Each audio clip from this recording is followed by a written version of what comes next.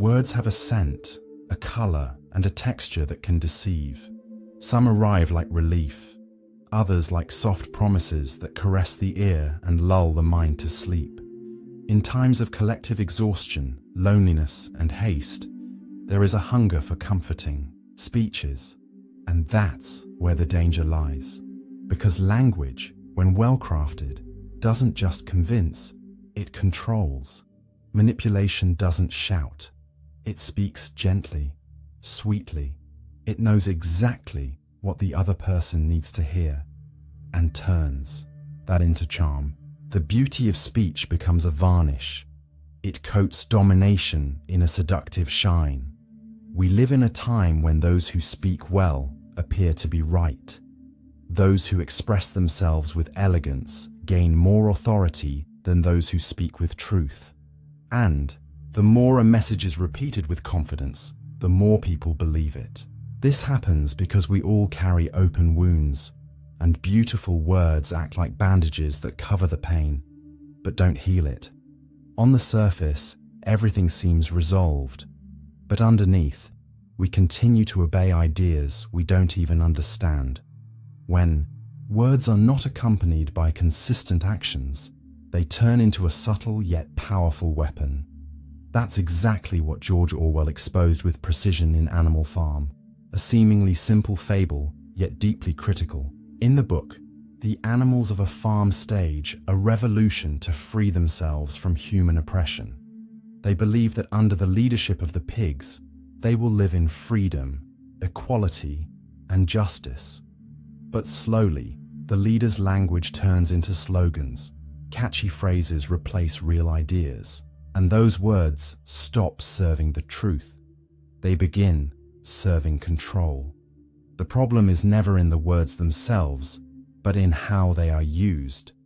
When language is concentrated in the hands of a few, it stops being an expression and becomes a tool of domination. And manipulation doesn't start with violence. It starts with hope, with sweet promises of a better future. It's in that moment, when a collective dream begins to take shape, that the deepest form of domination takes hold. Words like freedom, justice, and equality are so noble that they become unquestionable. In Animal Farm, the pigs aren't just selling a new political system. They're selling a feeling of belonging, of rebirth. The other animals, exhausted from exploitation, are swept up in the emotion. They believe. And when we believe deeply, we lower our guard. In the beginning, the language used by the pigs wasn't aggressive. It was inspiring, almost poetic. Real manipulation doesn't start with fear. It first wins the heart, then deceives the mind. When charming words present themselves as absolute truths, they blind us. Emotion, used strategically, paralyzes critical thinking, and many keep obeying, not because they were forced, but because they feel like they're part of something grand, something for the good of all. That's why the idea of utopia can be dangerous when used as a tool for power. No one wants to seem ungrateful or selfish for questioning a beautiful ideal. In regimes that manipulate symbols and language, the enemy isn't the one who threatens the system. It's the one who dares to break the illusion, and few have the courage to be the first to see. Most people keep trusting, even when the signs of abuse are already there, hidden beneath speeches full of good intentions. In these cases, a lie doesn't need to sound like the truth. It just needs to sound like hope. And when hope becomes the rule, reality can be reduced to a single phrase. In the book, the great promise was simple: all animals are equal. For a long time, that idea was repeated and believed. But the power of a speech isn't only in its content, it's also in how it's delivered. When a sentence is short, direct, and beautiful, it becomes almost sacred. It seems too clear to doubt and too pretty to criticize. But in this case, simplicity didn't bring clarity, it brought obedience. Orwell shows how power can hide in soft, Phrases. On the farm, the revolution promises equality and freedom. At first, everyone believes they will live free. But slowly, the pigs take control and begin to use language as a means of domination. One of the most effective tools of the new regime is precisely the slogan painted on the wall. A brief, absolute phrase that comes to outweigh any law. It seeps into conversations, into thoughts, into dreams. The world starts to be interpreted through that one sentence, and all nuance disappears. Even when some animals receive obvious privileges, no one questions it. After all, who wants to seem ungrateful in the face of such a beautiful promise? Constant repetition gives the lie the tone of truth, and that's how the perfect ground for manipulation is laid, with phrases that sound too simple to be questioned. The speech becomes an emotional language. It doesn't invite thought, it invites feeling. Whenever someone hesitates, the group repeats the slogan. The beauty of the phrase becomes a golden cell. The lie doesn't need to be complex. It just needs to be said with confidence. And the more it's repeated, the more real it seems. Over time, repetition eliminates the need for explanation. And when no one demands clarity anymore, thought retires. Persistence becomes silent domination. The mind, hearing the same words over and over, starts accepting them as natural truths, as if they had always been there. Just like water carves through stone with persistence, repeated speech wears down the conscience until it stops resisting. On the farm, the pigs knew. It wasn't necessary for everyone to understand, just to accept. Squealer, the pig in charge of propaganda, was a master at using sweet words to hide lies. All it took was a short, emotional sentence, repeated with conviction. The tone mattered more than the content. Little by little, truth gave way to familiarity. What's repeated daily begins to feel safe, and what feels safe starts to seem right. That's how manipulation settles in. It doesn't need to convince right away. It just needs to be there, every day. Over time, it becomes part of the scenery, like an old piece of furniture no one questions anymore. Truth gives way to comfort, and free thought turns into an echo. But repetition prepares the ground for something even more dangerous: the rewriting of facts. As time goes by, the commandments of the revolution, those that once promised freedom and equality, begin to quietly change. A never turns into a sometimes. A everyone becomes a some. Small words, subtle changes, but it changes everything.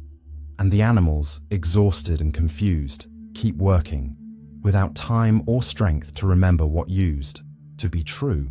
This is one of authoritarianism's most effective tactics, not to erase memory, but to empty it. The past, once shared, becomes the property of the leaders, and anyone who tries to remember is seen as a threat, a traitor, an obstacle to progress. Doubt, which was once a virtue, now becomes a crime. Rewriting facts is more effective than censoring them. The new version of the story is told with such confidence, such beauty, that no one dares to challenge it. Truth is reshaped to serve the interests of power, and everything that doesn't fit the official narrative disappears, not because it was banned, but because no one remembers it anymore. Language, which once served to liberate, now serves to erase. And when memory fails, fear steps in. Fear doesn't need to make sense.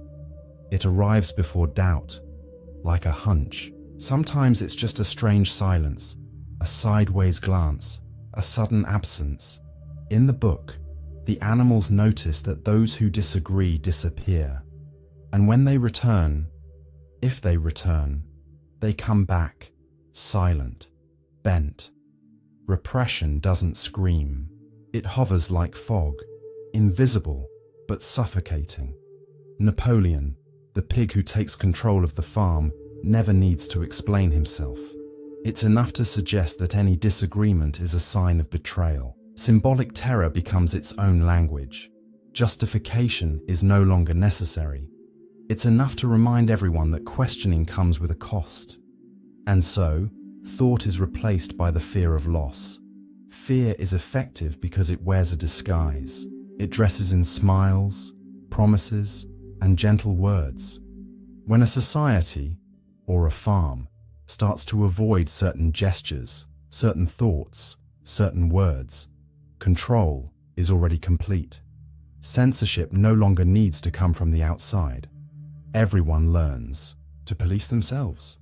And in this environment, even morality bends, because whoever controls fear also decides what is right and wrong.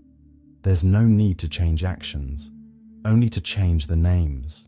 In Animal Farm, the pigs learn this quickly. Calling someone a traitor is enough to make their elimination seem like justice.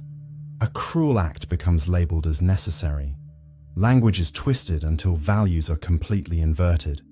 Words like sacrifice and loyalty and duty, once symbols of nobility, become tools of control. Affection turns into submission. Conscience becomes obedience. Language functions like a distorted mirror. It reflects something familiar, but changes everything inside. Slowly, cruelty disguises itself as protection, and blind obedience as virtue. At this point, the moral inversion is complete. Good is no longer what preserves dignity, but what serves the system. Ethics no longer come from within. They are imposed from above. And the animals, or the people, keep repeating phrases they don't understand, but have learned to treat as sacred. The speech remains beautiful, but now it serves something even more dangerous. It teaches people to love their own submission. And the most tragic part is that those who repeat these phrases with the most enthusiasm are not always the oppressors. Often, they are the naive. Naivety, when paired with blind loyalty, becomes one of the most powerful weapons of an authoritarian regime. The naive don't question, don't doubt, don't hesitate. They believe, and believe with all their heart. In Animal Farm, that role is played by Boxer, the hard-working and obedient horse. His motto is simple: I will work harder. He repeats it like a prayer, believing that effort will solve everything. But he doesn't realize he's being exploited. He can't see the manipulation around him.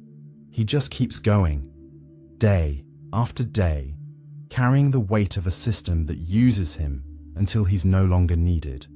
This is the trap of good intentions. They can be used as a shield to maintain domination. Those who believe they're doing good rarely notice they're serving something harmful. And those in power know this. They know that the most reliable support doesn't come from those seeking advantage, but from those who are loyal. That's why they cultivate obedience as a virtue, surrender as nobility, and sacrifice as honor. And so, the naive, without meaning to, becomes the wall that upholds tyranny. They reinforce the rules, repeat the speeches, silence the doubts, not out of malice, but out of fear of betraying what they believe in. The system doesn't need everyone to be aware. It only needs enough people willing to comply. And the more these people believe they're doing the right thing, the stronger the system becomes. Power rarely sustains itself through violence alone. It survives on the loyalty of those who can't see what lies behind it. The most effective form of manipulation doesn't turn enemies into allies. It turns allies into tools. And when fear mixes with devotion, a craving for order is born, even if that order costs freedom. In times of uncertainty, any firm voice seems like salvation.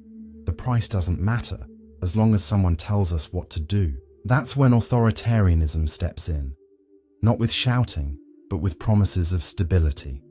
In Animal Farm, the animals, tired of collective decision-making, end up accepting that Napoleon, the most authoritarian pig, takes full control of the farm.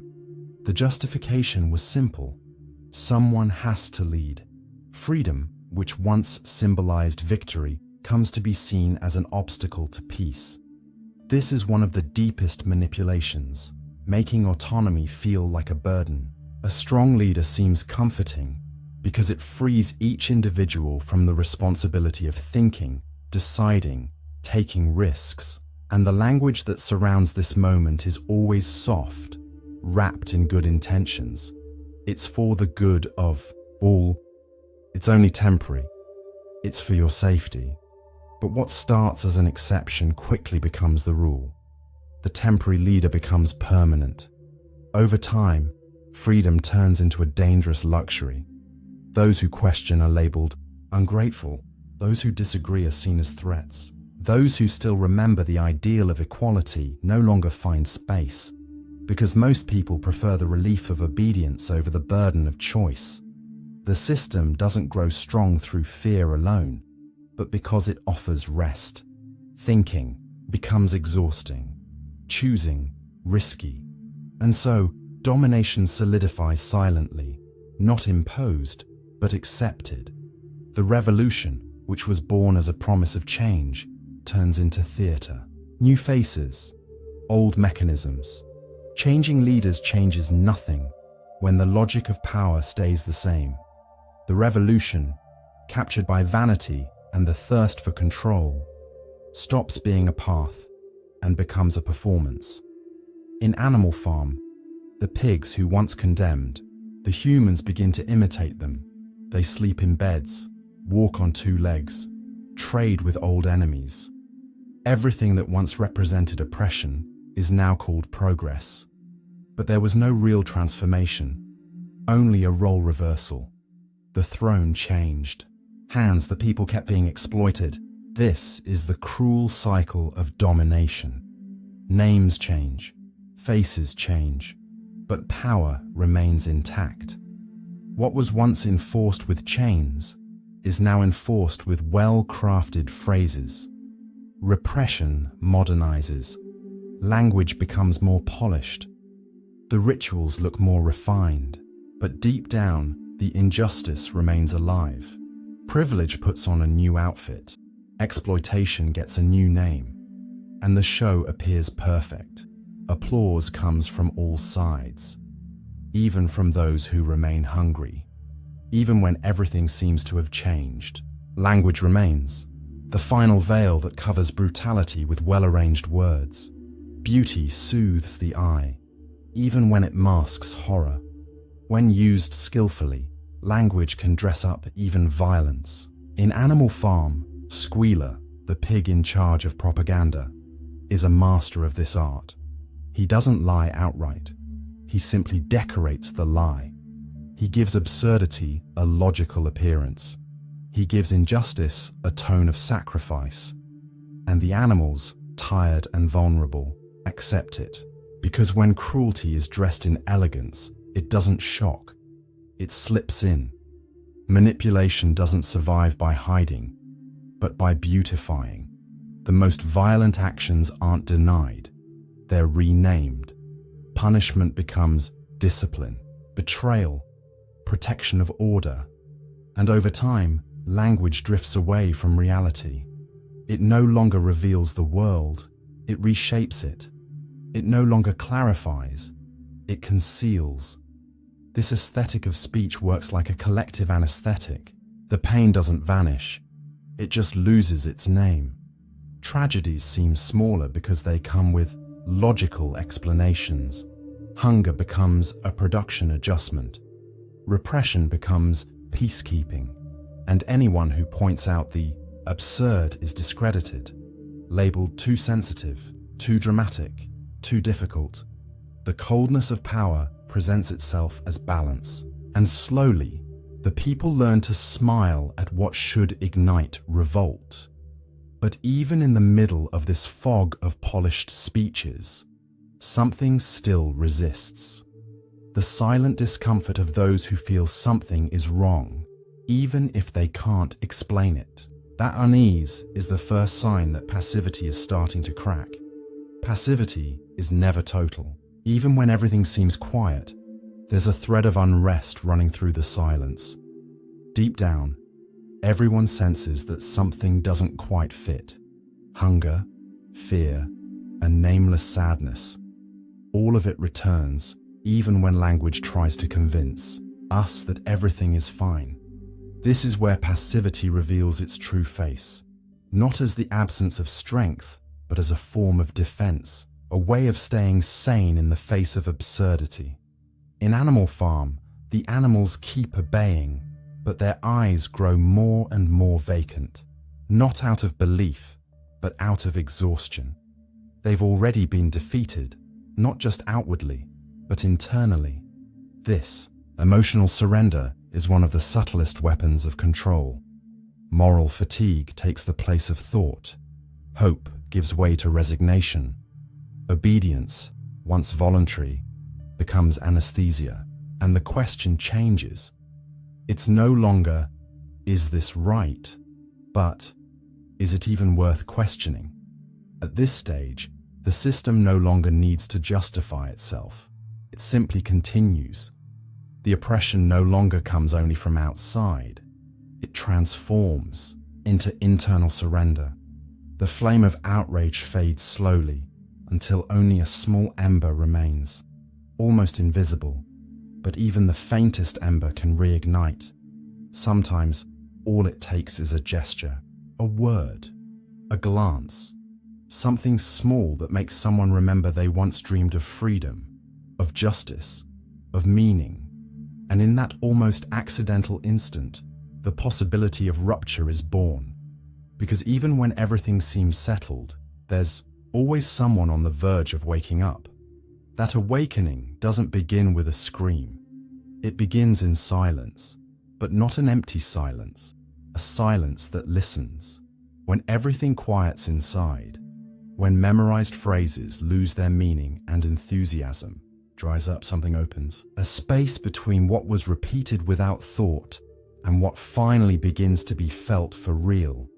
In Animal Farm, this awakening doesn't appear through revolt. It slips in through subtle signs, glances shared in doubt, hesitant pauses, thoughts that no longer fit the imposed rules. That's how resistance begins, not with confrontation, but with the silent refusal to keep pretending. This kind of clarity demands courage, not the courage to act right away, but the courage to feel without numbing, to see the lie without the filter of habit, to realize that the world, which once seemed so orderly, was only a stage, propped up by fear and the manufactured beauty of words. Even without knowing what to do next, this awareness is already a step toward freedom, because once you see, even if you're still trapped, you've already begun to break free.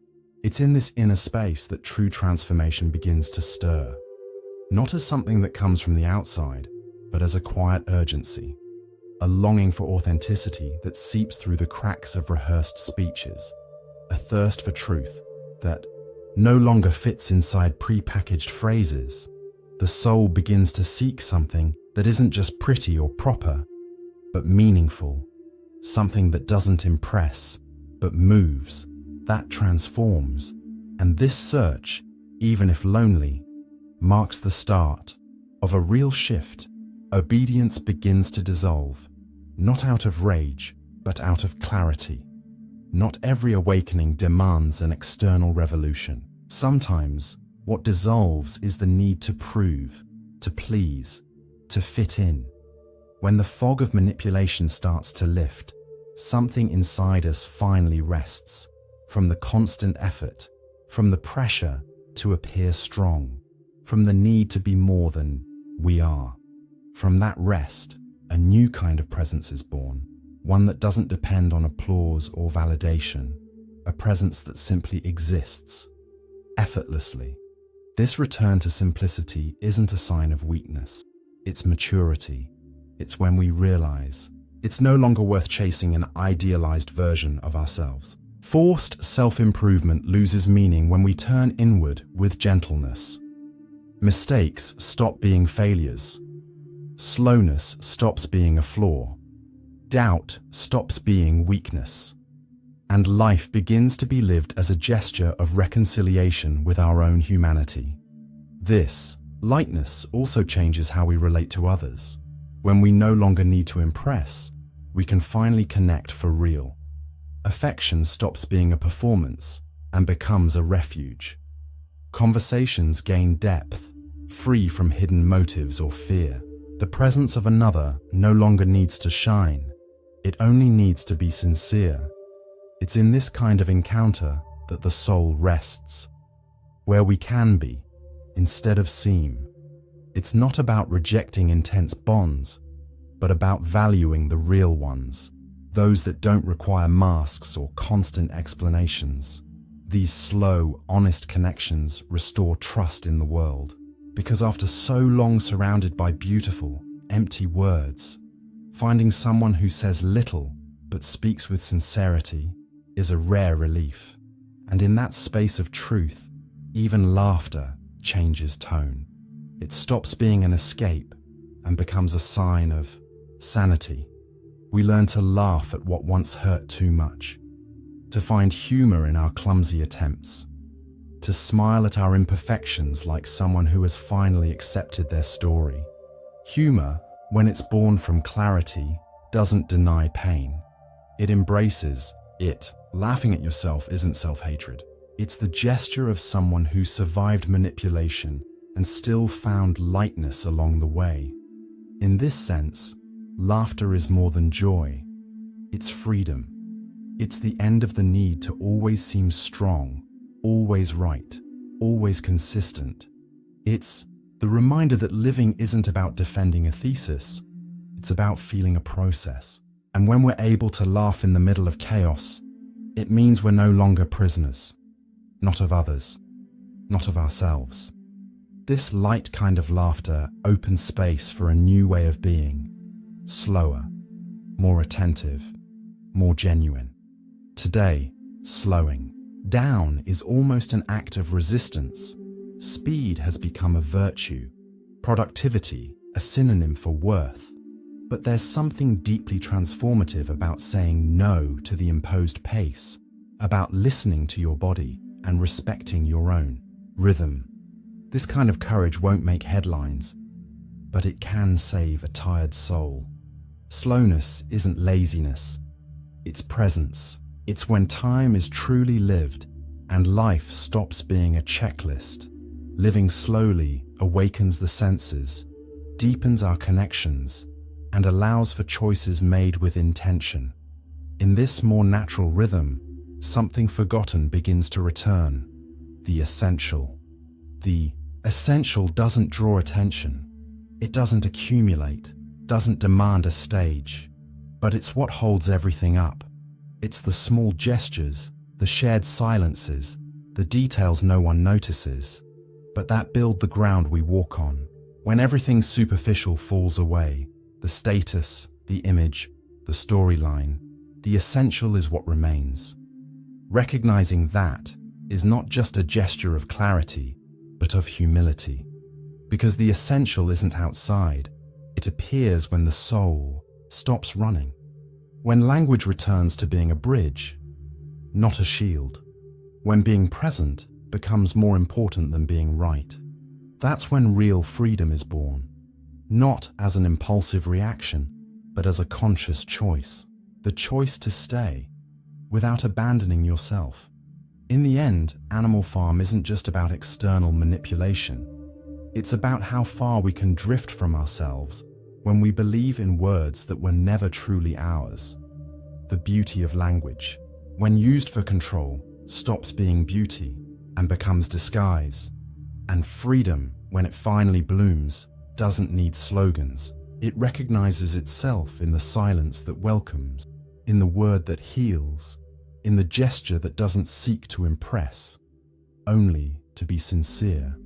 True rupture begins when someone, even in silence, starts to question what they've always heard, when they stop following what sounds pretty and start searching for what is true, when they let go of the need to fit in and live with an awakened soul. And maybe, just maybe, That's where the real revolution begins. Not on the walls, not in rehearsed phrases, but inside each person who refuses to keep sleeping beneath well-arranged words.